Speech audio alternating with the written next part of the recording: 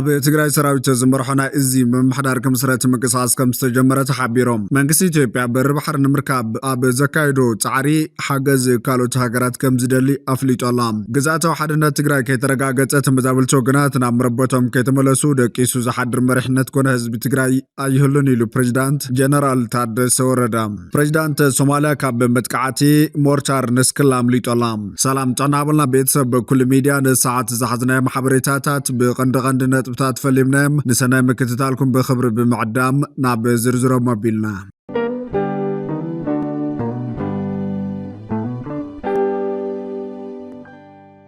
ግዛታዊ ሓድነት ትግራይ ከይተረጋገፀ ተመዛበልቲ ወገናት ናብ መረበቶም ከይተመለሱ ደቂሱ ዝሓድር መሪሕነት ኮነ ህዝቢ ትግራይ ይህሉን ኢሉ ፕሬዚዳንት ሌተናል ጀነራል ታደሰ ወረደ ፕሬዚዳንት ግዛዊ ምምሕዳር ትግራይ ሌተናል ጀነራል ታደሰ ወረደ መጋቢት 26 2018 ዓ.ም ኣብ ቀዝራ ሓወልቲ ሰማዕታት 45 ጀጋኑ ጋት ተጋድል ትርክብ ሞተር ሳይክል ንምክያድ ኣብ ዝተዳለወ መድረኽ ተረኺባ ኣብ ዝሕለፈ መልእኽቲ ነዚ ክብል ገሊጹ ዘሎ ሓዚ ከቢድ ዝኾነ ግን ድማ ክፍጸም ዘሎ ዓብይ ብሄራዊ ዕማም ኣለና ዝበለ ፕሬዚዳንት ታደሰ ወረደ ተመዛበልትን ተዘይተመሊሶም ላዕላዊ መሬትናን ተዘይተኸቢሩ ትግራይ እትረኽቦ ሙሉእ ሰላም ቅሳነት ረሃዋን የለን ኢሎም ሕጋውን መሰረታውን ሕቶታት ትግራይ ንቡር ላዕላዊ ወሰን ትግራይ ይከበር ተመዛበልትን ዝተሰደቱን ተጋሩ ይመለሱ ዝበለ ፕሬዚዳንት ታደሰ ወረደ እዞም ሕቶታት ግድን ክምለስዮም ግዛታዊ ሓድነት ትግራይን ተመዛበልቲ ወገናትን እንከይተመለሱ ደቂሱ ዝሓድር መሪሕነት ኮነ ህዝቢ ትግራይ ኣይህሉን ኢሎም እዚ ዕማም ንምፍጻም ካሊእ መማረፂ መፍትሒ ኣየድልዮን ዝበለ ፕሬዚዳንት ታደሰ ወረደ ካሊእ መማረፂ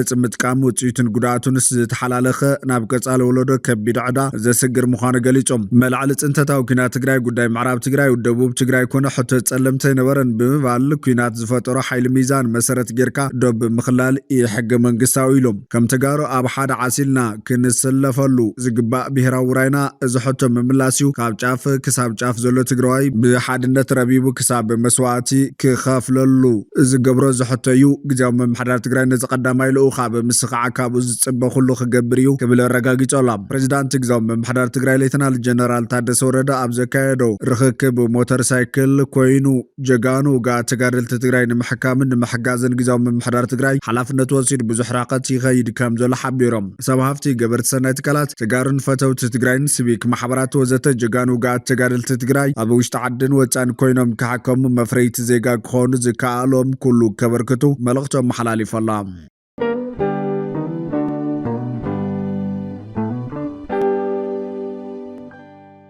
ኣብ ትግራይ ሰራዊት ዝመርሖና እዚ ምምሕዳር ከምስረት ምንቅስቃስ ከም ዝተጀመረ ተሓቢሮም ሓሙሽተ ናይ ሙያ ማሕበራትን 7 ውድባት ማሕበራትን ብጥምረት ኣብ ትግራይ ካብ ስራሕ ኣድማ ክሳዕ ስርዓት ምቕያር ዝኸይድ ምንቅስቃስ ንምግባር ይሰርሓ ከም ዘለዋ ተፈሊጦላ ኣብ ትግራይ ዘሎ ቀታሊ ግዜያዊ ምምሕዳር ንዝበልኦ ብሓቓፉ ወይ ስሩዕ ጠቕላሊ መንግስቲ ምፍጣር ዘኽእል ዝተዋደደ ናይ ስራሕ ኣድማን ሰልፊ ንምግባር ዘኽእል ብናይ ሙያ ናይ ፖለቲካን ካልኦት ማሕበራትን ብጥምረት ስምምዕነት ይፈጽማ ከም ዘለዋ ምንጭታት ተሓቢሮም ኣብ ትግራይ ጋጥም ዘሎ ዕፅዋ በጀት ማህያ ንዳድን መድሓኒትን ናይ ጸላይ ጥራይ እንተይኮነስ መበገስዩ ናይ ውሽጢ ሕማሚ ዝበለት ጥምረት ሰራሕተኛ መንግስቲ ስራሕ ጠጠው ኣቢሎም መሰሎም ክረጋግጹ ካልኦት ክፋላት ሕብረተሰብ የጋጥሞም ንዘሎ ናይ ውሽጢን ደገን ዓፀቦ ክብድሁ ዘኽእል ሰልፍን ክሳብ እምቢታ ዝበፅሕ ምንቅስቃስ ከም ዝግበር ሓቢሮም ኣሎም ብስርዓት መንግስቲ ዝመፅእ ስልጡን ዝበሃል ማሕበረሰብ ትግራይ ብሕመቕ መራሕቱ ብግዜያዊ ምምሕዳር ይምራሕን ይሞትን ኣሎ ዝበለት ጥምረት ኣብ ትግራይ ሰራዊት ዝመርሖ ናይ እዚ መሰጋገር መንግስትን ምፍጣር ይስራሕ ከም ዘሎ ፍልጦም ፈነው ዲሞክራሲ ትግራይ ህዝቢ የድሕንን በዚ መሰረት ድማ ሰራዊት ዝመርሖ ናብ ሓቋፋይ ምምሕዳር ዘሰጋግር ናይ እዚ መንግስቲ ክምስረት ከም ዝስራሕን ድሕርቲ ናይ እዚ መንግስቲ ትግራይ ሃገር ንምዃን ዘኽላ ወጃ ዲፋክቶ ንምግባር ናይ ሓባር ሰነድን ስምምዕነትን ይግበር ከም ዘሎ መላኺቶም ነዚ ወፍሪ መን ይመርሖ ከም ዘሎ ሓበሬታ እንተዘይተረኸበ እዚ ምንቅስቃስ ይግበር ዘሎ ስልጣን ጀነራል ታደሰ ወረደ ከብቃዕ 3 መዓልታት ኣብ ዝተረፎን ካቢነ ግዜያዊ ምምሕዳር ኣብ ዕፅው ዘታ ኣብ ዘካይደሉ ዘለዋን እዮም እዚ ሓደገኛ ምንቅስቃስ ፀገማት ትግራይ ዘጋድድ እምበር ፍትሕ የምፅን ብምባል ድማ ብዙሓት በዚ ሓሳብ ኣይስማዕምዑን ዘለዎም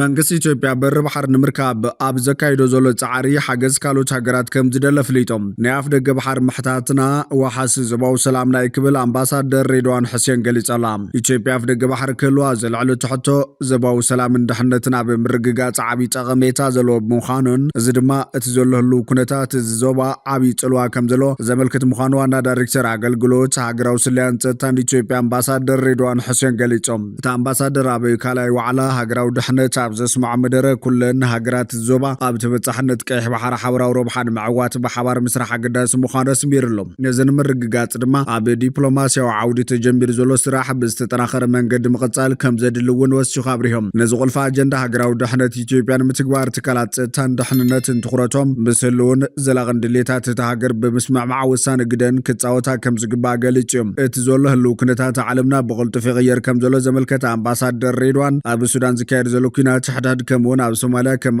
الشبابن داعشن زامسولو عالم لخيان جبر الرعدة وجلتات نتزوات وسخسقات كم زفاترون وسخ قليتهم إثيوبيا بكح بحر نمبتاحة بتجبر تعرب بقلطف ذكر زلو جو بوليتيكا وسلالفاتات تزوبا أب مونغو سلواك حضرولن دزدولي حيلتات ناي وددر كاتنا خوين مهلاو زملكتة أمباسادر زلزخونة دما قداي أفدق بحر إثيوبيا ناي ربحا قداي ترايزي يكون السلام تان زوبا نمرققات وسان قداي كبل وسخ قليتهم እንተኾነ ግን ኣምባሳደር ሬድዋን ኣብ መግለጫ ውሽጢ ኢትዮጵያ ዘሎን ንዝሓለፉ 8 ዓመታት ጸንሐን ኩናታት ሓደሓደን ደም ምፍሳስን ናይቲ ዞባ ናይ ድሕንነት ሓደጋ ምዃኑ ኣይገለጸን ኢትዮጵያ ካብ ሶማልያን ሱዳንን ንላዕሊ ሓደገኛ ጎንፅታትን ኩናት ሓደሓደን ዝካየዱላ ዘለውን ዝጸንሐን ምዃና ብዙሓት ዝሰማዕምዕሉ ሓቂ እዮም እዚ ከም ዘሎ ኮይኑ ኢትዮጵያ ናብ ቤት ምክሪ ሰላም ጸጥታን ሕብረት ካብ ትሕወስ ሎሚ ንፈለማ ግዛት ኣዶ ወንበር ቤት ምክሪ ምዃና ተገሊጾም ኢትዮጵያ ናይ ዝወርሒ ኣዶ ወንበር ቤት ምክሪ ሰላም ጸጥታን ሕብረት ኣፍሪካ ምዃና ስዒባ ኣጀንዳ እቲ ቤት ምክሪ ናይ ምምራሕ ስራሓ ካብ 29 መጋቢት 2018 ዓመተ ምህረት ጀሚሩ ብዕሊ ከም እትሰርሕ ሚኒስተር ጉዳያት ወጻኢ ኣፍሊጦም ኢትዮጵያ ቤት ምክሪ ሰላም ጸጥታን ሕብረት ካብ ትሕወስ ናብ ዝንፈለማ ግዜ ኣዶ ወንበር እቲ ቤት ምክሪ ምዃና ተገሊጾላ ናይ ኣደ መንበርነት ሓላፍነት ብዕሊ ዝጅምር ካብ 7 መጋቢት 2018 ዓመተ ምህረት ሓደሽቲ ንዝተመረጹ ኣባላት ቤት ምክሪ ንምቕባል ኣብ ዝካየደ ስነ ስርዓት ባንዴራ ምዃኑ ተፈሊጦላ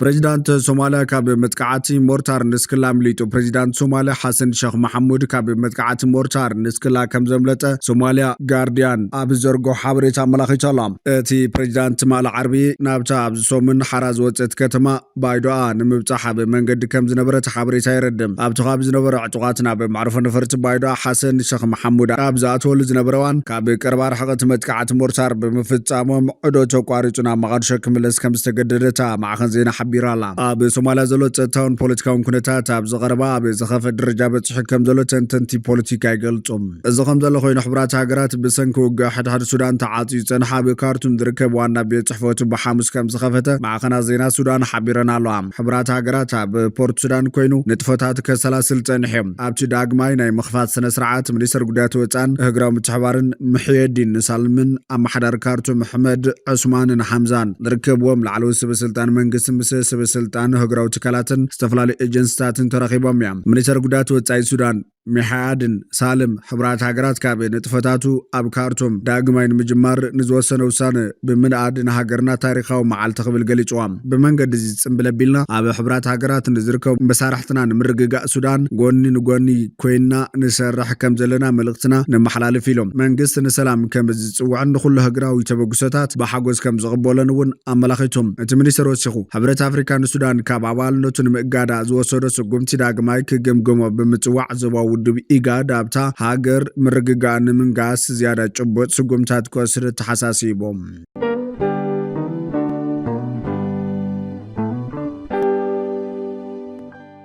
حانت نفاريت وقا أمريكا بيران توقع كم زورغت ترقاقيت وايت هاوس نمودق نايت نفاريت بزملكت معقن زين أمريكا بزها وحبريتا بريزيدان ترامب بزعبات فتسامة تنقر وكم دولة تقيسهم حادا كاب أبررت نايت نفاريت بحالتات أمريكا ترخيبو كم زد حانوون سمز أمريكا مشاركة BBC زخنة معقن زينات CBS حبيرو معلوم اتا نفاريت اف 15 سترايك ايجل سبحالت كوينا ابي سماين مدرن كتتقع تغليام اغدما بيلوس تسباب راكالات تا نفاريت بمنقد مع ማዕከን ዜናን ማሕበራዊ መራኸብታትን ኢራን ወፂኡ ነይሩ እዩ። እዚ ኩናት ቅድሚ ሓደ ወርሒ ኣቢሉ ካብ እዚ ውላዓት ሒዙ ንፈለማ እዋንያ ነፋሪት ኣሜሪካ ተወቂዓ ወዲቓ ዘላ ኣብ መጀመርታ መዓልታት ሰለስተ ተመሳሰልቲ ነፈርቲ ውግእ ኣሜሪካ ኣብ ባሕሬን ብናይ ወገን ግጭት ተሓምሺሸን ምንባርን ግን ኣይርስዓን። ኣብ ምድሓን ዝተዋፈራ ነፈርቲ ኣሜሪካ ኣብ ውሽጢ ኢራን ትሒተን ክበራ ከም ዝተረኣያ እውን ፀብፃባት ሓቢሮም ማዕከናት ዜና ኢራን ከም ዝሓበርዎ ንዝኾነ ኣባል ናይታ ዝወደቐት ነፋሪት ሒዙ ዘረከበ ሰብ ናይ $50,000 ግንዖ ክወሃቦ ከም ዝኾነ ሰብ መዚ ቃልኣትዮም ኣሎም። እንተኾነ ክንዲ ኣባላት ሃለዋቶም ከም ዘይተፈለጠ ብንጹር ዝተረጋገፀ የለን። ኢራን ናብ እስራኤልን ሃገራት ወሽመጥን ክተካይዶ ፀንሐት ዳርባ ሚሳይላትን ሰብ ኣልቦ ነፈርትን ለምውን ቀፂላቶላ። ሰራዊት እስራኤል ከም ዝበሎ ቴሄራን ናብ ሎም ኣብ ዘውግሕ ለይቲ ሚሳይላት ክትኩስ ሓዲራ። ኣብ ከተማ ተልኣቪቭ ዝርከብ ሓደ መዋፈሪ ባቡራት ጉድኣት ከም ዝወረደ እውን ተገሊጾላ። እዚ ከምዚ ኢሉ እንከሎ መሓዙት ኢራን ምዃኖም ዝንገረሎም የመናውያን ዕጡቓት ብወገኖም ናብ እስራኤል ጽዑቕ ደብዳብ ባላስቲክ ሚሳይላት ከም ዘወንጨፉ ወሃቢ ቃል ሰራዊት እስራኤል ሓቢሮም። ኣብታ ብጥቓ ኢራን እትርከብ ኩዌት እውን ሓደ መጻረይ ነዳዲ ድሮናት ኢራን ብዘካየድኦ መጥቃዕቲ ከም ዝተባርዐ ተፈሊጦም። ሰብ መዚ ኤሌክትሪሲቲን ማይን ተሃገር ከም ዝሓበርዎ መደብራት ጸዓትን ማይን ተወቂዖም ጉድኣት ወሪድዎም ኣሎ። ነቲ መጥቃዕቲ ዝኾነነት ብሪጣንያ ፀረ ሚሳይላትን ድሮናትን ናብ ኩዌት ንምውፋር ምስ መራሕቲ ሃገር ተዘራሪባ ኣላ። ሕብራት ኢሚራት ዓረብ ወገና ካብ ኢራን ዝተወንጨፈላ 18 ባላስቲክን ክሩዝን ሚሳይላት ከም ዘበርዐነ ተፈሊጣ። ኩናት ኢራን ካብ ዝውላዓት ሒዙ 475 ባላስቲክ ሚሳይላት 23 ክሩዝ ሚሳይላትን 2083 ሰብ ኣልቦ ነፈርቲ ድሮናት ናብ ኢሚራት ከም ዘወንጨፈ ሚኒስተር ምክልኻል ሃገር ኣብ ዘውፅኦ መግለፂ ሓቢሮም። ኣብቲ መጥቃዕትታት ክልተ ኣባላት ሰራዊት ክቕተሉ እንከለዉ 10 ሲቪልያን ድማ ቆሲሎም ኣብ ርእሲ ከተማ አቡዳቢ ዝርከብ መደብር ጋዝ ሎሚ ክነድድ ከም ዝተረኣየ እውን ፀብፃባት ሓቢሮም ኣሎም። ስዑድ ዓረብ እውን ትማሊ ዓርቢ ናብታ ንግስነት ተወንጨፋ ሓያሎ ድሮናት ወቂዓ ከም ዘውደቐት ሓቢራ ነይራ።